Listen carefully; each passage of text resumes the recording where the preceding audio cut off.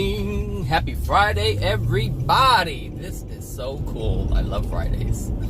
I swear the older I get, I love Fridays. I used to be a Monday person, but now I'm a Friday person. Oh my gosh, changes. So,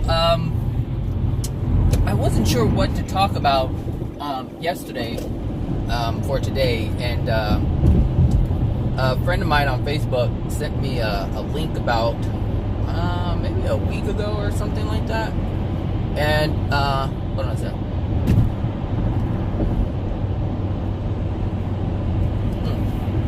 Put it on my chopstick. So he had sent me a link about a show that's coming out, and I had no intention of watching this show. I didn't know what it was, but I kind of knew what it was. It looked, I saw like billboards and posters around the city, but I wasn't sure, what it was about. But by the looks of the person on the picture, it looked like it was a drag queen, so I had no interest in watching that. And he I guess it was like blasting it to people, on Messenger, saying, "Hey, don't forget to watch this." And I was like, "Oh, okay, it must be serious, I'm getting this message. Don't forget to watch." I'm like, "Wow, okay." So, open the app on my phone and, scheduled to record it. And so I forgot all about it. And then I was flipping through my DVR yesterday, watching another reality show. I was watching Below the Deck Mediterranean. That's just watching the dynamics of people, man. It's just interesting. Anyway, and I saw that, and I had already finished watching my show. So then I was like, okay, I'll turn it on. And I started watching it, and I was like, this is so ridiculous. I'm like, why am I watching this? And it was like, they were talking about houses, and I remember hearing that when I was younger, like the house of this, and the house of that, the house of whatever. They're just different houses, and I really didn't know what it meant or what it was. I just thought it was just like a house with these, almost like a fraternity type thing where, a group of people belong to this house, and I thought it was just a name, a group of people, and that's what it was. But I was watching what it was about, and what that, and they were talking about what houses were, and I was like, oh, okay, now that's what that is, So basically, the house of so in the TV show, there were two houses, I guess, that were basically named. It was like the House of Royal Abundance, right? And then it was the House of whatever, Shenane, I don't know what the hell it was. It was something, Espinoza or something, whatever. Anyway, so, but I was watching what was happening in the movie, and they were explaining this one kid, I guess he was gay, and his father found out and beat the living crap out of him, and then literally grabbed him and threw him down the stairs or onto the ground and kicked him out of the house and said, "You're dead to me." And so he had nowhere to go. He was on the street. And so these other people this other guy, girl, or whatever, she was born a boy, but now was a girl. And so she started her own house because she didn't want to be under the house of and they call them mothers. I guess that's the leader of the house. They call them mothers. And so they basically take in strays, like people like the kid that I had just mentioned who were thrown out and they don't have anywhere to go. So they take them in and, kind of take care of them and mother them, and that's why they call them mother. Anyway, so the guy had asked, she had saw him dancing and was like, I'm basically starting my own house and I would love to have you. He was like, well, what's a house? And she was saying basically it's for, people who are not accepted by society. And so we create our own, acceptance because they're not accepting us. So they create their own world, their own reality. And basically what they were showing in the film is that they have these balls. So they dress up. It's like they dress up as executives or, high fashion because they're the misfits in terms of, or from the perspective of mainstream society. And so they want to be like them, So they can't be like them in that society, so they have to create their own little society within their own little world, right? So I was looking at this, I was like, Jesus. I was like, look at all the stuff that they subject themselves to in order to be accepted. But the interesting thing is, they're never accepted. There's still that that sense of not being accepted, which is causing, see, understand, it's causing them to create something else so that they can achieve the artificial feeling, because it's not an authentic feeling, because they're not being accepted. Now, and the reason why I wanted to bring that up today is because it doesn't just happen with these gay people who are thrown out on the street, you know, by their parents. It's not just them, it's everyone. Everyone is looking to be accepted, and so what we do is we subject ourselves to things that are painful to ourselves in order to achieve something else. Does that make sense? So it's like I don't know, examples. Let me have some coffee, maybe that'll work.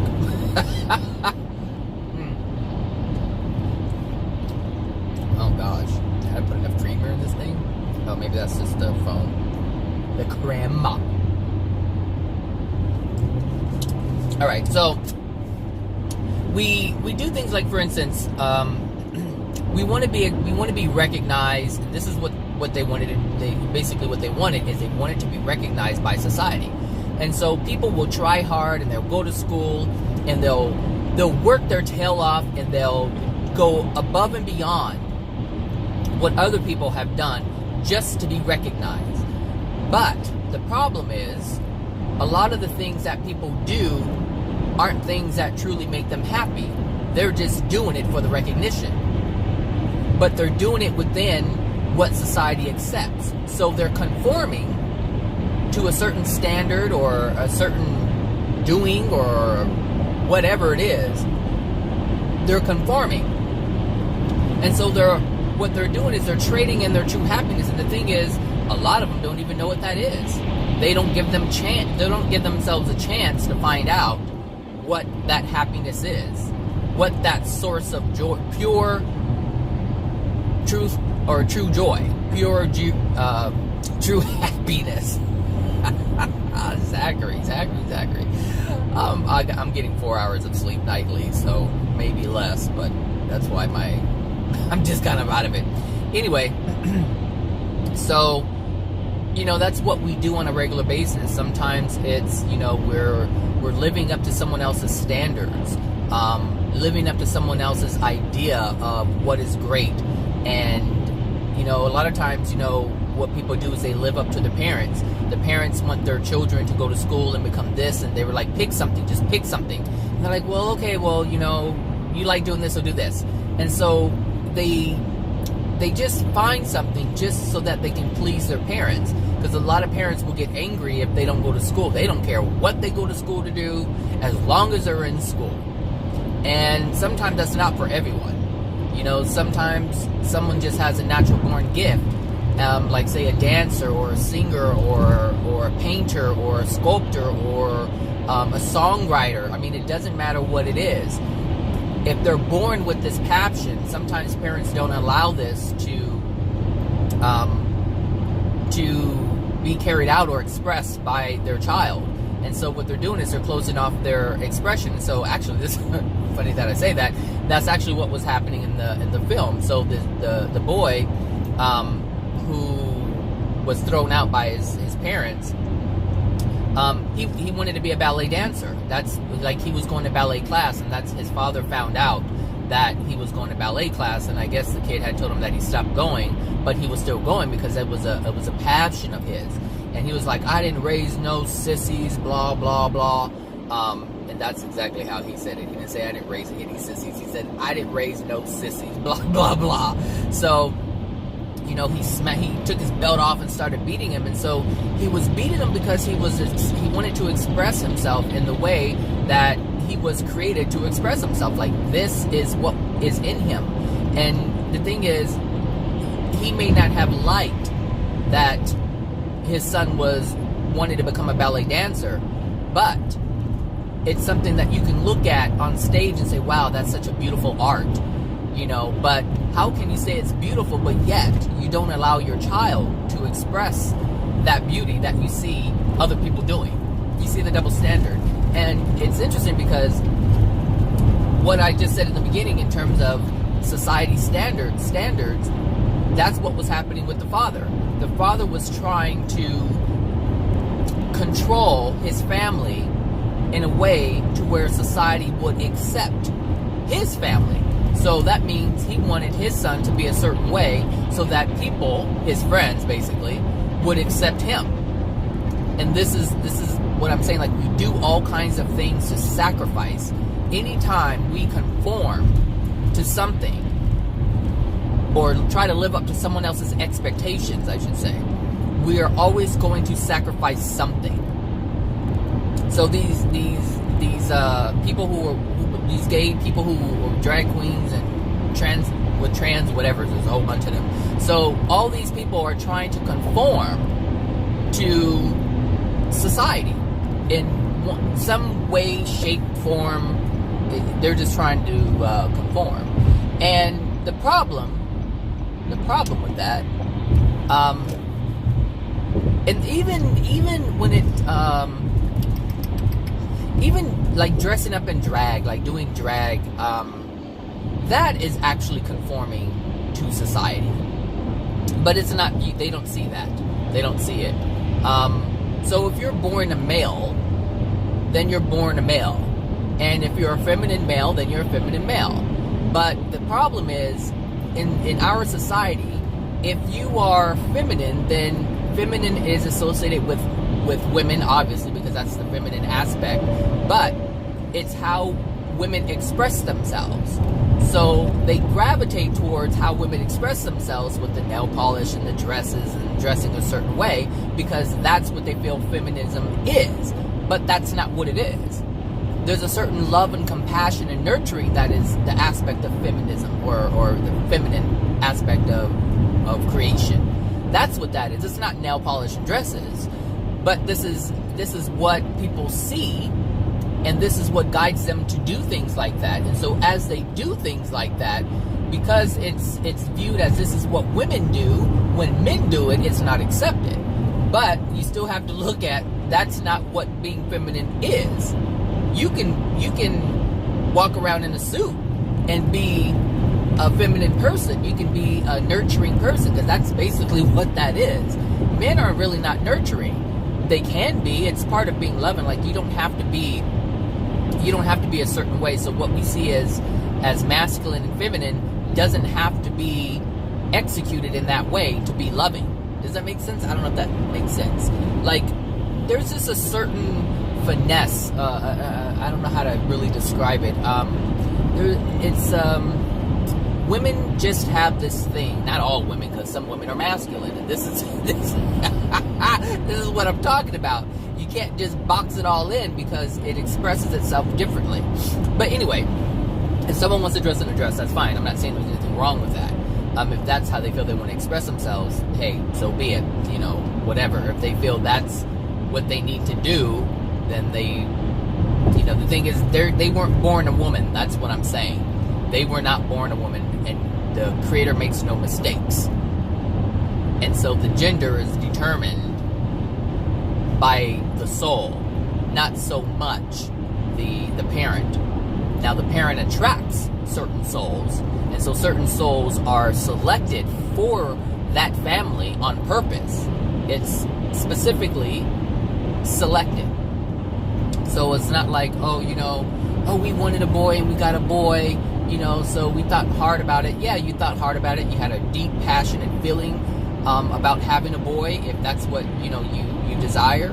And so the universe will bring you that soul that has more of the masculine trait rather than the feminine trait. Does that make sense? So, it's like if you were born a male, you were born a male. All right? And that's all there is to it. But if you're trying to change yourself into a female or dress like a female, there's some misconceptions going on, and this is what happens when you don't understand truth. When you don't understand what the masculine is, what the feminine is, And if you're gay, like myself, like, I didn't know how or why I became or ended up this way. But now I understand exactly how I ended up this way. And so if you don't understand, like, if you look at the average gay person, or just the average person in general, they don't know why they were born the way they were born. It's just, it's just, hey, this is what I am, and this is what I have to be, because society says be like this. And that's not the way that it works. Excuse me. Once you understand that your soul is already masculine or feminine before you're even conceived, then you know that's what you are. And then you understand that's what you should live by, is what you are. But that doesn't mean that you have to, if you're a feminine guy, that doesn't mean you have to put on a dress or wear lipstick or nail polish. And I'm not saying don't do that. I'm not saying that it's wrong. I'm just saying that be mindful of how you identify yourself, because you're identifying yourself based on your environment. Does it make sense? So if you were, let's say it was, I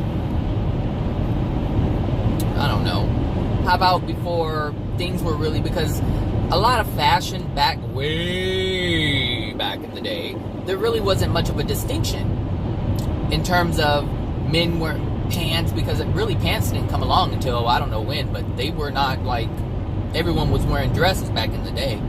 So there really wasn't any, especially when you look at the Europeans, like everyone wore these like dresses type things, and the Scottish wore kilts, so everyone was wearing dresses. What a kilt was back in the day, or today is, or looked at today as like a miniskirt, almost, so there was a lot of, there wasn't really much of a distinction, but there's a huge distinction now. And that's what I'm saying, that's what I'm pointing out, is that people identify certain things to be associated with masculine or feminine. And so if they're a feminine person, they'll gravitate towards those things that the feminine generally engage in. Do you see what I'm saying? Because they think, well, because I'm feminine, or this is how I'm supposed to be. And it's not. That's just the way society is today. But it doesn't mean you have to engage in that. And the thing is, if you do those things, you get a lot of, what word am I looking for?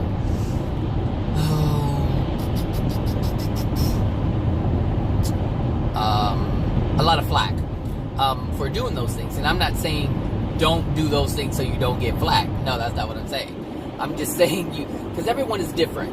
There's someone who was born to design clothes, and so fashion is their thing, and so they want to express themselves, and so they do it. And the thing is, a lot of the reasons why someone who is gay would engage in women's fashion is because men really don't have fashion. Like, there's a very narrow window in terms of, is today Friday or Saturday? Because this freeway is super light. I'm not messing. I could have gotten behind you, but I'm not doing it. It is super light today. Wow. Right here, Betty. Right here. Right behind the Uber. Let's get over one more time. One more time. What was I saying? What was I saying? Fashion. So, with men, there's the window for fashion is very narrow. Basically pants, a blazer, a tie. That's men's fashion. I mean, the only thing you can really do is change the fabric and the colors. That's basically, what you're limited by. But with women's fashions, there are endless possibilities. And so there's a greater expression to be had with women's clothing. And this is why, people gravitate towards women's designs, because you can design anything. I mean, you just go to or look up a fashion show for men and a fashion show for women, and there's a huge contrast in terms of the difference, in terms of the level of expression, because you're even limited to colors sometimes. It's starting to change a little bit because you have the whole metrosexual thing coming in, which is allowing more of an expression for the masculine, and that's a good thing, because the masculine energy has been very strong, and so the masculine energy sometimes disallows the loving energy, because what we perceive to be masculine is very unloving, which is why there are wars all over the place. Because if you show any type of softness at all, you're not considered masculine. And so there is a softness in love. And so that's why that there's that, that, I don't know that verse, I don't know the Bible that way to be quoting it, but there is a verse in there that says, allow your heart, soften your heart so that you allow God to write on it, because when it's hard as stone, that can't happen. So that's what it means. It's like, don't be so callous to where your heart isn't malleable and it can't transform, because if it's stone, it can't transform. And that's what masculine energy has been a heart of stone. And so there isn't any compassion, there isn't any understanding, there's just dictating. This is what I want, this is what she'll be, and if you don't do it, I'm gonna pop you in the face, and that's really how and so when you look at America is a very masculine country, and it may say, hey, we're a free, loving, accepting country, but if you don't do what America wants you to do, you will feel the wrath of America. That's just of the United States. Like, that's what you will feel, because the compassion and understanding and the openness and the acceptance is a facade. It's something that they say, but it's not something, or it's something that we say as a country, but not really demonstrate. It's not something we really put into action, which is why we're hated around the world. So, and if the United States had their way, they would have conquered all the other countries. But there's other masculine countries out there, and the United States won't mess with them. They are their own superpower, and so they won't allow themselves, because of the masculine energy of that country, they will not allow themselves to be dominated by the United States. And it's just the energy. And so the energy has been very masculine on the planet, but it's starting to soften. And you're starting to see that in our society here in America with the whole metrosexual thing. You have the men wearing buns now, men are wearing makeup now. However, there's something to be said about this makeup thing, because the makeup thing is not a good thing. Feminine, not because I'm saying it's not masculine, but because it's concealing. It's saying that I'm not good enough, or I don't meet the standards of society in terms of being accepted or perfect or whatever. So I have to use something to achieve what society deems to be acceptable or more pleasant or pleasing. And so there's a problem with that, because women already have this bad. That's something that they have really, really bad. Their self-image is in the ditch. It's really bad. If you're a woman and you wear makeup, understand that you wear makeup because you're not satisfied with your look. There's only certain times you'll go out without makeup, but you don't feel sexy, you don't feel attractive, and that's a problem, because if you don't feel that way without makeup, that's your true internal feeling. That's your soul condition. That's showing your true self-worth. If you have to lather on makeup, and some women pack it on to where their face is a different color than their neck, and I'm like, oh my gosh. But as long as they see something that's flawless in their mind, or as flawless as they can achieve with makeup, because some women can put on makeup and still look not like society accepts, I should say. But some don't need a lot of makeup. Some just use a little bit. So they feel like they just need just a little help in order to be accepted, or be accepted in terms of what people think is attractive or sexy or appealing. So with the men wearing the makeup, that's just their way of not accepting who they are physically. It's one thing to dress up and you look how you look, but when you start doing things like that, it's like, I guess you have to ask yourself, why are you doing it? project? That's what you really have to ask yourself, is why are you dressing up in a certain way? Is it to project something? And if you're projecting something, anytime you project something on purpose, it's because you're trying to manipulate someone. You're trying to manipulate the mind of others. I mean, you're trying to get them to see you or to view you in a certain way. And so that's why people dress a certain way. And I remember a friend of mine said, you know, he had come over one day and he was all dressed up. And I don't know what, he was just all dressed up just for nothing, just because. I think it was like on a weekend or something. And I'm like, oh, you know, what's going on? Why are you dressed up? He's like, oh, I just, you know, I want to project a certain thing. And I'm thinking, okay, so if you want to project something, that means you're trying to get them to believe something about you. So why, and this goes back to what I'm saying, why are you projecting this? Like, why are you trying to convince someone to think of you a certain way? Because you want to get something from them, whether it's approval, whether it's a job, whether it's, you know, I don't know what it is. It just depends, because everybody's looking for something different. So that's what I'm saying. Like, you know, we sometimes we do things for reasons not, or I should say, for reasons unknown to ourselves. Do I like, when I dress, I put on what I want to put on, and you know, I put on, like, there are certain requirements. There's a certain dress code, obviously, at work you have to adhere to, and I do the bare minimum. Like, Dockers in a polo shirt is, you know, where I kind of draw the line, you know, because I don't wear this on the weekend. That's not what I feel comfortable in. I feel comfortable in a jeans and t-shirt. That's like who I am. But, you know, some people are like high fashion, and, you know, they have to dress up all the time, you know, with the boat shoes and the loafers and the this and the chiffon and whatever. You know, that's not me.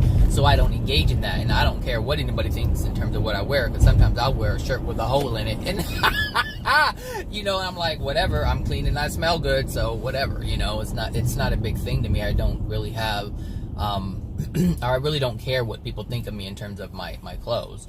I can dress up. I do have suits, and when I do, I look damn good when I'm wearing them. That's just how I feel about it. But it's not something that I enjoy doing unless there's a feeling. Like, I'm like, okay, I want to dress up and feel a certain way, because you do feel a certain way when you wear different clothing. Anyway, but the thing is, we subject ourselves to so many things, for the approval of others. And if we're doing this, we're being unloving to ourselves, because we're not expressing ourselves in a way that is a true reflection of our soul. I knew you were going to try it. I knew you were going to try it. So, be mindful of why you do the things that you do. Even with name brands, sometimes, you know, we will spend our last dime on a name brand, because the thing is, look at it this way. If there wasn't anybody around, would you care if you wear Gucci or Guess? If nobody was around and nobody was going to see you, would you wear it? Ask yourself that. And the thing is, if nobody was around, if nobody was around, would you attempt to pursue the things that you're pursuing? If nobody was around to praise you, to compliment you, to do all of these things, would you do it? Ask yourself that, because some people do it for prestige, they do it to be recognized, they do it for all different types of things. You know, some people work to make a lot of money so that they have the things that other people will see them have. You know, and the thing is, that's not living for yourself. That's living for other people. That's living to get recognition and praise from someone else. I'm actually early today, or maybe on time. I had to get gas this morning, so I left early. So, yeah, just be mindful of the things we do, because, you know, here, you know, at work, I've always been the type of person, I care about some things, but not others. And so I never try to live up to, well, I don't want to say never, because I don't, I guess never. Well, no, not never, but I'm not the type of person, or I haven't been the type of person to really go above and beyond to prove myself to someone. Like, I could care less what people thought about me, and like, I never felt the need to go the extra mile just to prove myself to someone. I remember there was I remember my first job. My mother got mad at me. My first job was Wendy's. I worked at Wendy's, and I was, 16 years old, I think? Yeah, 16. And the manager was just a real ass. He was just a real ass, and it was my first job. I didn't know how to handle something like that, So I told my mom, and so and so my mom went. My mom went up to Wendy's and had a word with the manager.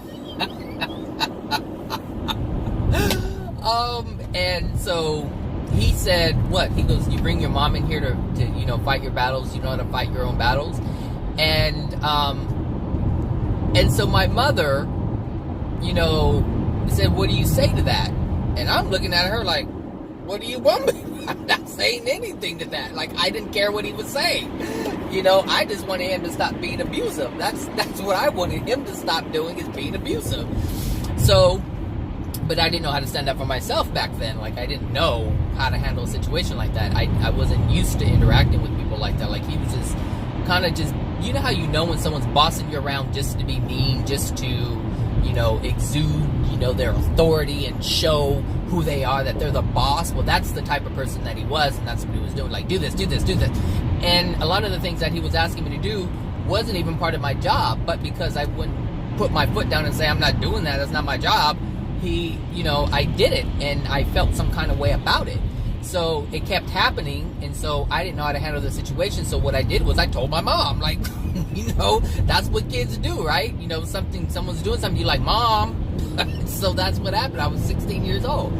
So she said, what do you have to say to that? And I just looked at her like, okay, like nothing. Like, and she said, he's questioning your manhood or something like that. And I was like, and so I looked at her like, so? Like, I couldn't really give a shit about what he was saying. The only thing on my mind was, I want him to stop being an asshole. That's it. And so she was really disappointed, because she wanted me to stand up and fight. And that's not who I was. Like, I just wanted the pain to stop. I didn't want to be mean. I didn't want to try to defend myself. I didn't want to, and at that point, it wasn't really, I didn't see it as defending myself. I saw it as, like, explaining myself. And I'm like, I don't do that. Like, that's not who I am. So, hold on. Oh, I thought I heard sirens. So, it's like, I've never been that type of person.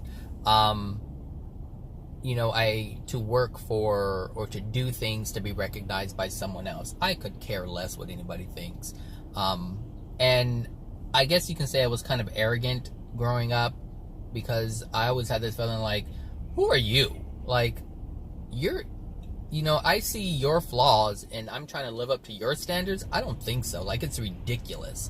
And I've always had that view. And I still have that view, but not in the negative way. Like, I still see it like, I'm not going to, and I still see it in that way, but not like, who are you? Look at you. You're not, all that great. But I know where someone is, and it's like, I would be a fool to live up to your standards when you have so many issues going on yourself, Lord, I'm gonna get behind this person.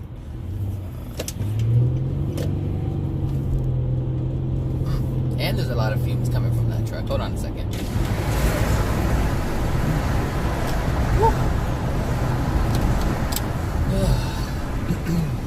I think I'm gonna order breakfast today. Or maybe not. I don't need those pancakes. I don't need those pancakes as tight as these pants fit this morning. Anyway, so yeah, and I actually posted something on Instagram about this in terms of looking up to other people. It's like, be mindful of those you aspire to be like, because you don't know their limitations until you have reached the position that they're in. You don't know how limited they are. And so those who you aspire to be like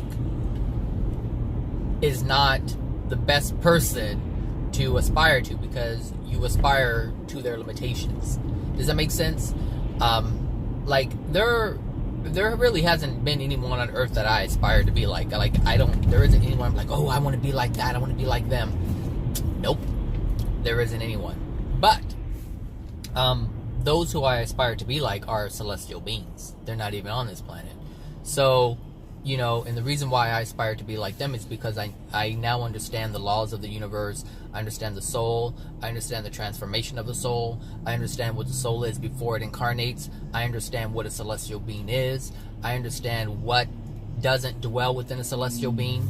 So I understand what needs to be, or what needs to be in a soul in order to be a celestial being. And so, and that's the importance of understanding that you're a soul and not a human being, not a person with this body. You're not the body. That's why it's so important to understand that you are a soul. Because if you understand that you're a soul, and you understand that the transformation of the soul is what makes you who you are, then what happens is you start to understand what needs to be done in order to achieve those changes.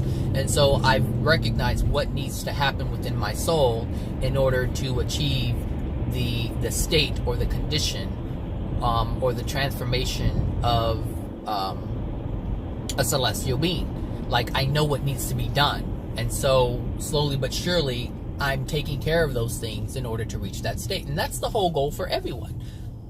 That's the whole goal for everyone, and that's what Jesus was talking about. He's like, there are mansions and, in God's kingdom, but when he was mentioning God's kingdom, he was talking about the dimensions that are greater than the ones that we are in now. So the reason why there can be 6-dimensional experiences here on Earth, but it can't, because we're not the soul. The soul condition of the planet is not in a 6th dimension; it's in a 1st dimension. Which is why we see all the stuff that we see now. And it's interesting, and I haven't quite figured that out yet. I have a feeling as to why. There can be a lot of suffering. There's a lot of suffering here on the planet, but there's still beauty here.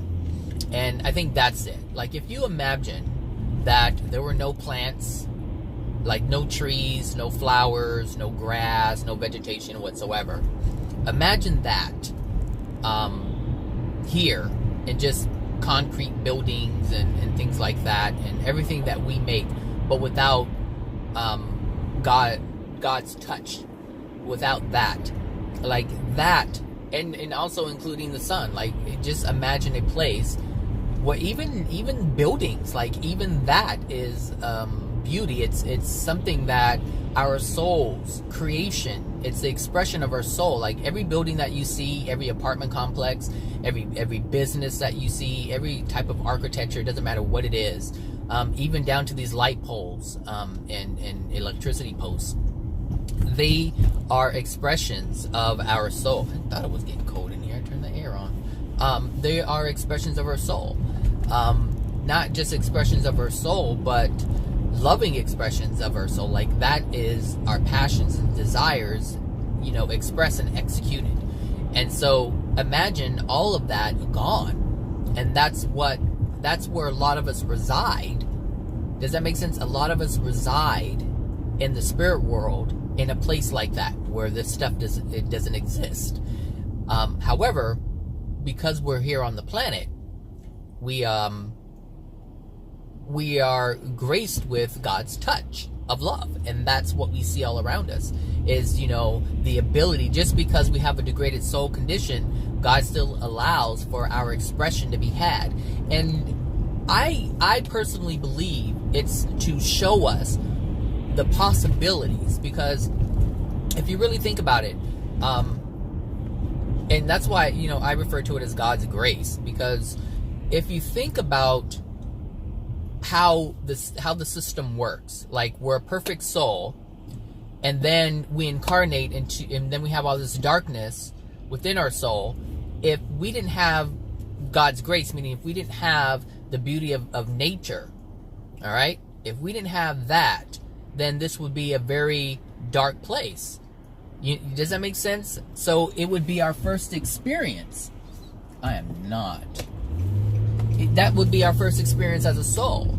But because there is beauty, there is an opportunity to see that, yes, there are things that can degrade. Like, I'm driving through the hood and we look at it and it's not that pretty, it's not that great, but it's because of the soul condition of the people who live here. This is what they're able to manifest. So just think about not even having this, not even having the ability to manifest this, because there isn't any of God's grace. There isn't any beauty, any nature. That would be our first experience. And how would we ever know that there's beauty to be had? Does that make sense? Like, we wouldn't know. So what God does, in my opinion, it's like what God does is God provides this for us to see that, yes, there is darkness that can be had, but there is also beauty. Despite the darkness, there's like that hope. There's that possibility, the potential to transform and change. And we see this all the time. We see this in people's lives. They have things and they lose things. They're born from nothing or born into nothing, and then they have a great deal of abundance. And so it shows us that there are potentials at both ends of the spectrum. And that's why this is our first incarnation. But if you believe that the reincarnation thing, as it's believed to be in by New Agers, then you won't see that. You can't see that because you believe that you keep coming back and back and back and back, and don't understand that this is not your final destination. You're not coming here over and over and over and over and over and over 300-400 times, just until you get it right. No, you're here just one time, and it's to show you. It's like kindergarten. Let me show you all the colors. Let me show you all the things. Here's your paper and your crayons, and create whatever you want, and understand that you can, explore and expand and do all these different things before I throw you into what I have really created for you. Does that make sense? Because there's so many dimensions in the spirit world. How did I get on this? This should be a video in of itself. So, but you look at the dimensions. There's so many of them, and like I said yesterday, I think in yesterday's video, I said there are thousands of levels within the first dimension. So there are literally thousands of different types of experiences within the first dimension. But there's 36 of them at this moment. And in 2009, there were only 22. So as you can see, the universe is constantly expanding. But expanding for what? To meet our desires. When we have reached the peak of our desires in a certain dimension, another one is created. And that's what Jesus did in the first centuries. He created more dimensions. He created the 7th dimension and the 8th dimension and the 9th dimension. And he's the one who has spearheaded this thing to show us, all these things. And this is why he was coming back. He was like, all of this. And the thing is, the reason why he was able to come back and tell people about God's kingdom is because in his sleep state, he was experiencing it. Like, he was so, he was like at one minute with God to where he didn't have the emotional injuries, and he remembered his sleep state. He remembered experiencing things in the spirit world. And then when he woke up, he would come back and tell people about it. This is what he was doing. And so this is what can be done. And so that's why it's important to know the truth. So, the thing is, you can believe in reincarnation if you want to. Hey, that's your thing. If it's your thing, it's your thing. But there are limitations to that.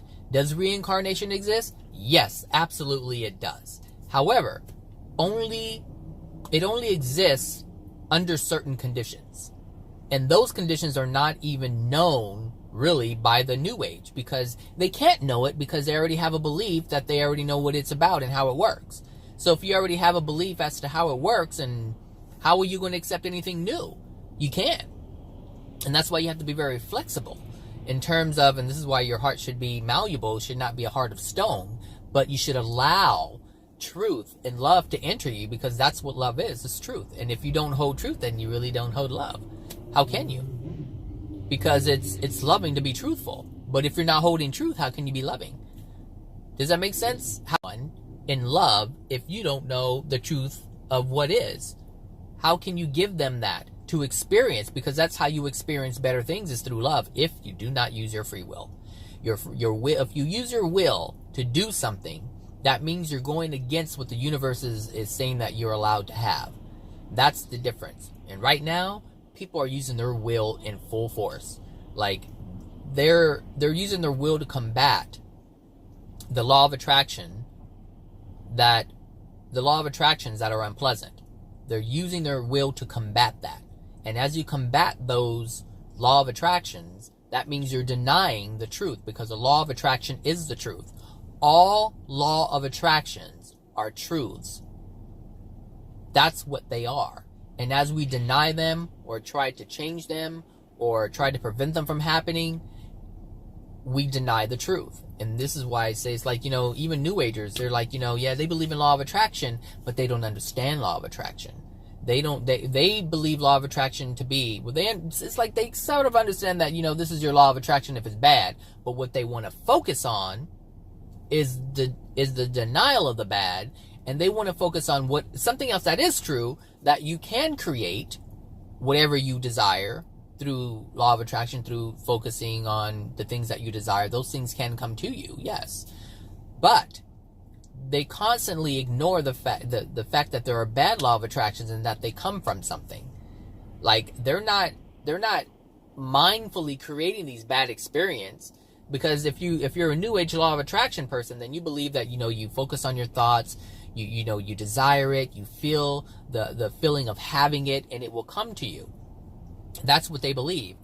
That's what they believe law of attraction to be. So what's happening when they're not focusing on the bad things, and bad things are just happening? And they're like, what the F is happening here?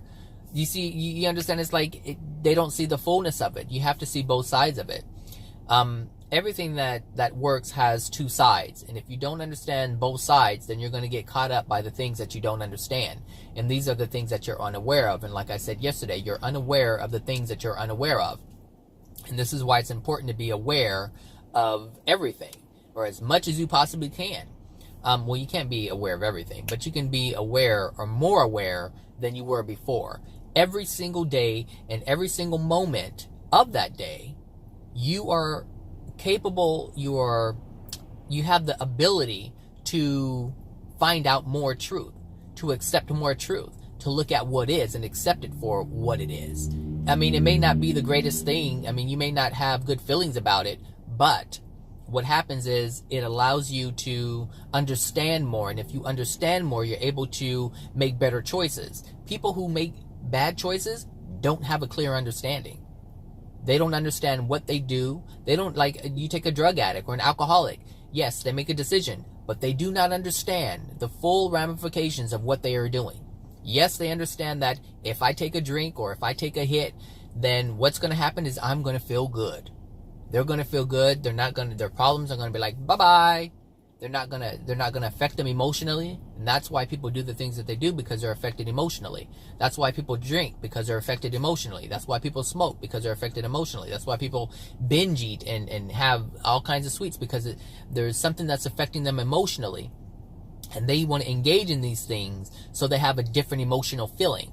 That's what these addictions are. But they do not understand the full ramifications of these things that they're doing. And that's because they don't understand it. Does that make sense? Like, they don't understand the level of pain and suffering that they're going to experience because of that decision. Does that make sense? Like, you may know it, but that's something completely different than understanding it. People may know that, hey, cigarettes are bad for you. People may know that too much alcohol is bad for you. But until you understand it, you're going to engage in it. And this is what I'm saying. So anyway, let me go here and get this breakfast so I can get to work. Maybe I'll make a video later on. I have to go to Anaheim after work, which is like an hour away. South is the opposite direction of my house. So we'll see how that is traffic-wise.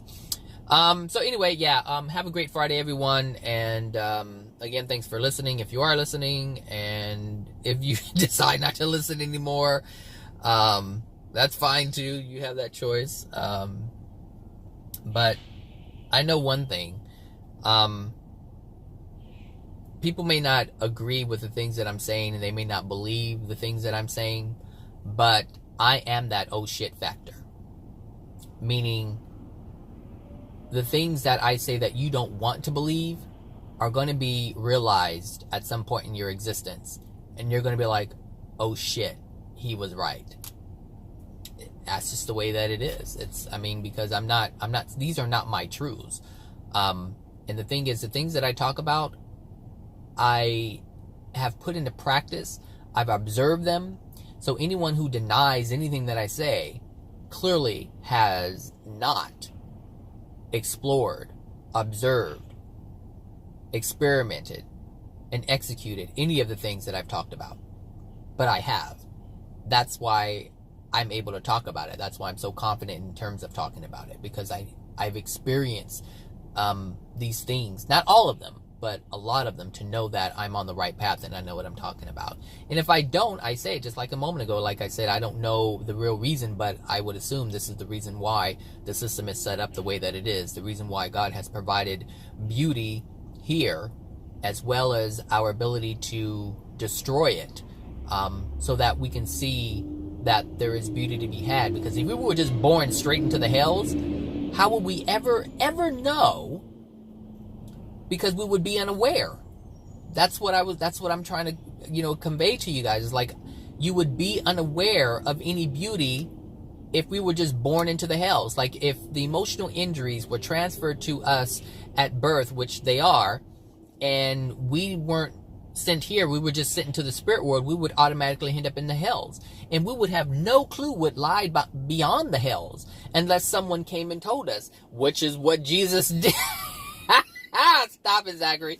It was just what Jesus did in the first century. He went there and he came back to try to, he was like, hey, I've been there. Let me show you. And they're like, no. And people wanted to be resistant and difficult because they could not believe. And the reason why they could not believe is because they were not experiencing, he's doing what I'm doing. They were not experiencing what he was conveying could be had. So they could not believe what he was talking about was possible, because they had not yet experienced it.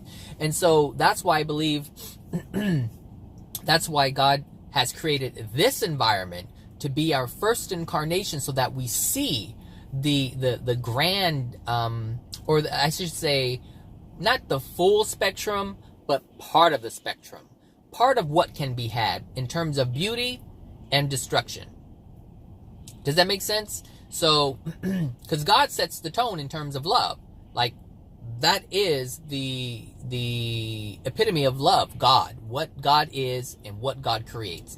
That's it right there. So the fact that we have nature, and the fact that nature is a loving, because God is love, God created nature, and nature actually helps sustain us, which is an extension of love. Does that make sense? So nature is an extension of God's love, and nature provides for us. And the reason why that is, but see, the thing is, trees and trees and plants, they don't have free will. No, we do. You know what I'm saying? So they can't just change and start destroying the earth, unless you watch a movie. But do you see what I'm saying? I mean, there's logic in terms of, how things operate. And I can tell you this, 5 years ago, I didn't know this stuff. So it's not like you can't know it. I didn't even know this stuff was even a thing. I didn't know about law of attraction. I didn't know about the laws of the universe. I just knew what man has, put forth in terms of his understanding of things, but I had to move beyond the consciousness of regular man in order to understand more. But that means you have to be willing to hold truth, no matter what that is. You can't create your own truth and say it's truth. I mean, you can, but it's not true, so you're going to end up paying the price for it. You know what I'm saying? Anyway. Oh, is this on, it's on times 2? No, it's not. All right, everyone. So I am, let me hit this button. What is that? Oh, no wonder my videos were messing up earlier when I was making my reviews. Anyway, stupid. So, anyway, there you go. Happy Friday, everyone. And I'll talk to you guys later. Bye now.